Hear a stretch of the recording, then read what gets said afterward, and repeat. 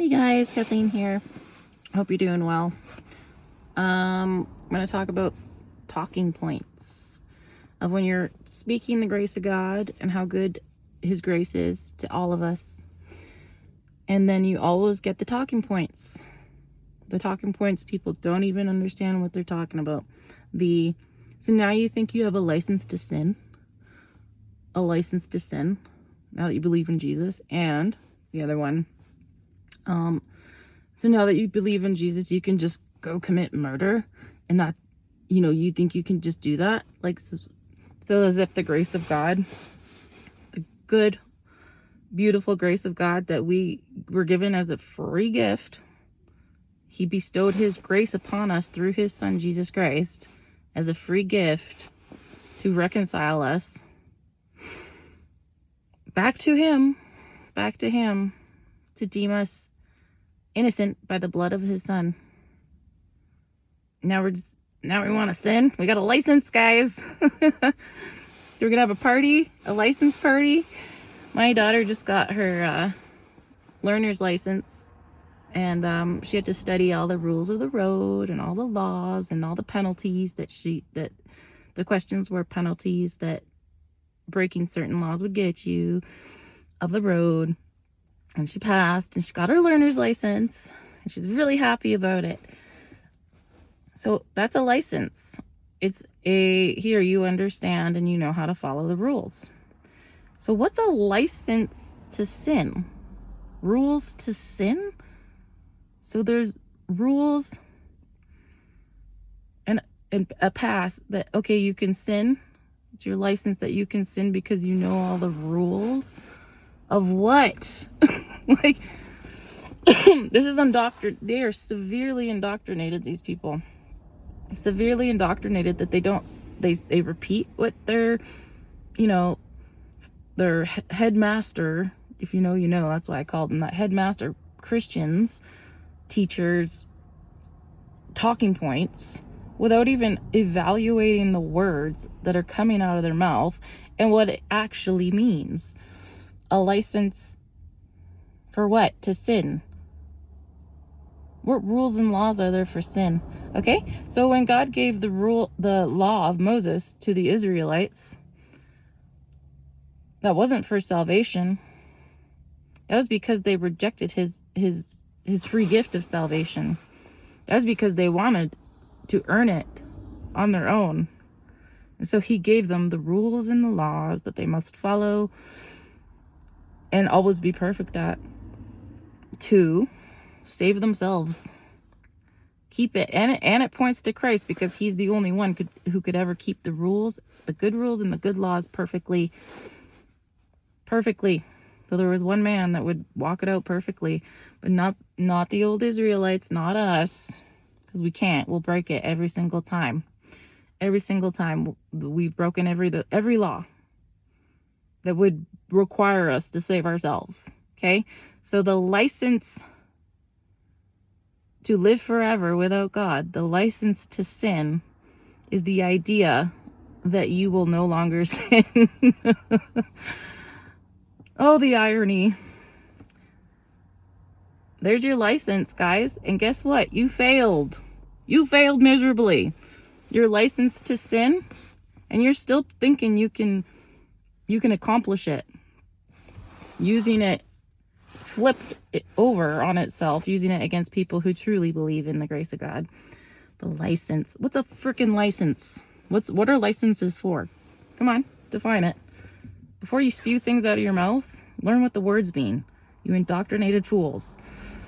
So if we're going to talk about behavior modification, since they believe in that so much, one thing is true. That true believers in the grace of God do evaluate what they believe and what they have believed and what they are currently believing. I think that's an important part of being a Christian, is making sure that what you're believing is correct and it's the truth of God. So there's your behavioral modification. Behavioral modification. If that's what you want to call it. I don't call it that. I just call it seeking truth. We always want to seek truth. And the truth is, we want to know that every time, every day, we are believing the truth. We evaluate what we believe. And that can affect our behavior, or it can't. It's not grounds for salvation. But, the other one is you can just go out and commit murder. And, could you? Yeah, the point is you could be saved and commit murder. For example, you ever hear of those cases where a child was hurt very, very badly, and the parents seeked revenge and M-word ended the life of the perpetrator of the child? I will tell you, for honest to God truth, I don't feel bad about that when I hear those stories. I justify it, although it's not justified to God, because ending a life is ending a life. But I would I think, being completely honest, that my flesh justifies it, and I don't think I would do anything different. So yeah, could you go out and do the M word? Yeah, you could. If you don't believe in Jesus and you did that, and your excuse to him was, but he did this horrible thing to me, is God gonna be like, yeah, you're right, it's you just justified yourself for doing it, you're good to go?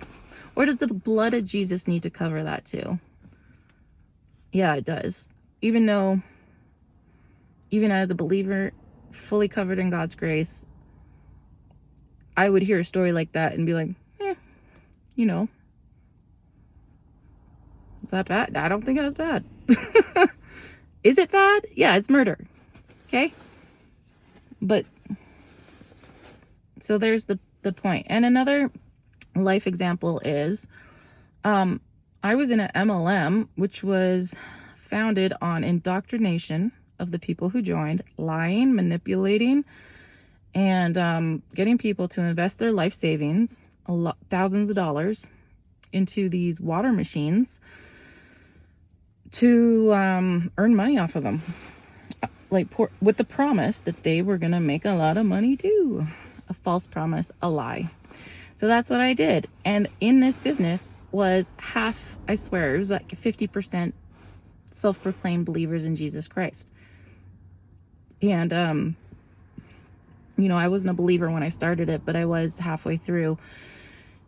And I even talked to other Christians in that group, because he became their friends. And I was like, we're scamming people. Like, halfway through it, I was like, all the people I brought on and made false promises to and was indoctrinated to tell them they're going to make a lot of money in this business, telling them they just have to just do what I do and you'll be fine, you'll do great. And 99% of them made no money at all. And I was making sometimes $5,000 checks off one person coming in, investing, and then being indoctrinated by the leaders of this group, saying it's not your fault they're not doing good, it's their fault they're not putting in the effort. and then trying to talk to other Christians like, dude, we're lying, we're getting people involved with promises of making money. And they're like, yeah, well, it's because they're not putting in effort, justifying thieving. They justified their own thievery, and so did I for a time. And they would tell me, oh, we pray to God about this business, and God is the one who's in control, and God brings us the money for this business, really, really culty stuff. We're doing well because, God, we have a connection with God. I'm not kidding you, and Jesus, and they bring us the customers. Let me tell you something. Well, you're praying to God for oh, thank you for providing this money for me. Well, I scam people. There's the 100 of people that you scammed. You think God doesn't hear their voice? That they're saying, oh, I just got in debt by joining this scam business and I'm not doing well. Now I have to pay interest and I have to pay so much. I have to work more and this sucks. And I'm trying so hard and I just can't get any leverage here. And it seems like a scam. You think your prayer to get money from them, which put them in a bad place financially, right? Like hundreds of people. So your voice praying to God, thanking him for the money. So that's my, and then I tried, all these people were Christians and they're the type of Christians to say those repeated those repeated talking points of, so you think you can just commit murder? So you think it's a license to sin and you can just keep on sinning? My point is, these self-proclaimed Christians were supposed Christians before they started scamming and stealing from people. And then they just adopted it after they were saved. And then excused themselves, like, I think it's Romans 12? Sorry, I don't know the exact number, but where people were born with the laws written on their hearts. And they either excuse themselves, they excuse themselves why they do bad things, or you know what I mean? Everyone knows right from wrong, whether you believe in Jesus or not. And so everybody uses those laws to say, it's okay, I did it for me. I was only focusing on myself. I wasn't thinking of the other 100 people I scammed, Christian or supposed believer. It's just so hypocritical. And these were the same people that would say, you can't just keep on sinning. And I'm like, you're literally stealing from people. Lying and thieving. Yeah. Oh, the hypocrisy. But they don't want to look at that. They're like, eesh.